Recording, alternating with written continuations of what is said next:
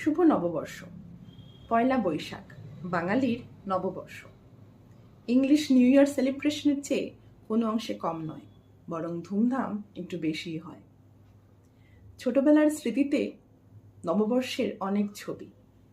সকাল সকাল স্নান করে মন্দিরে পুজো দেওয়া, দুপুরে কবজি ডুবিয়ে ভুড়ি ভোজ, বিকেলবেলায় দোকানে দোকানে হালখাতার মিষ্টি সংগ্রহ করা, আর সন্ধেবেলা হলেই নানা সাংস্কৃতিক অনুষ্ঠান পাড়ায় পাড়ায়।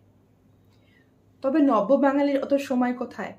তারা ধুতি পাঞ্জাবি শাড়ি পরে নামি রেস্টুরেন্টে বাঙালি খাবার অর্ডার করে। তাতে অবশ্য বাংলা নববর্ষের আনন্দ ম্লান হয় না। তুই নববর্ষ শুরু কখন হয়েছিল? এই বঙ্গাব্দ শুরু হয়েছিল রাজা শশাঙ্কের হাত ধরে।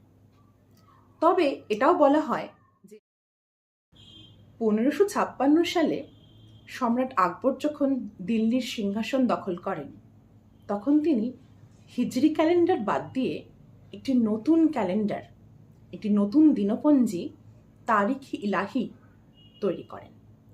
সেখানে এই নববর্ষ বৈশাখ মাস থেকেই শুরু হয়েছিল এবং এই হালখাতার প্রচলনও ওই সময় থেকে। তবে বাঙালির ইতিহাসে বঙ্গাব্দ কি শুধু এই 500-600 বছরের পুরনো? তা নয়। প্রত্নতাত্ত্বিকের মতে বাঁকুড়া জেলার 2টি প্রাচীন শিব মন্দিরের যে ভিত্তিলিপি, তাতে বঙ্গাব্দের উল্লেখ রয়েছে এবং সেগুলি 1000 বছরের পুরনো। বলা হয় গৌড়েশ্বর রাজা শশাঙ্ক 596 খ্রিস্টাব্দে বঙ্গাব্দের সূচনা করেন। তার হাত ধরেই বাংলার এই নববর্ষ, এই বঙ্গাব্দের সূত্রপাত। তো বাঙালির এই ইতিহাস 1000 বছরেরও বেশি পুরনো।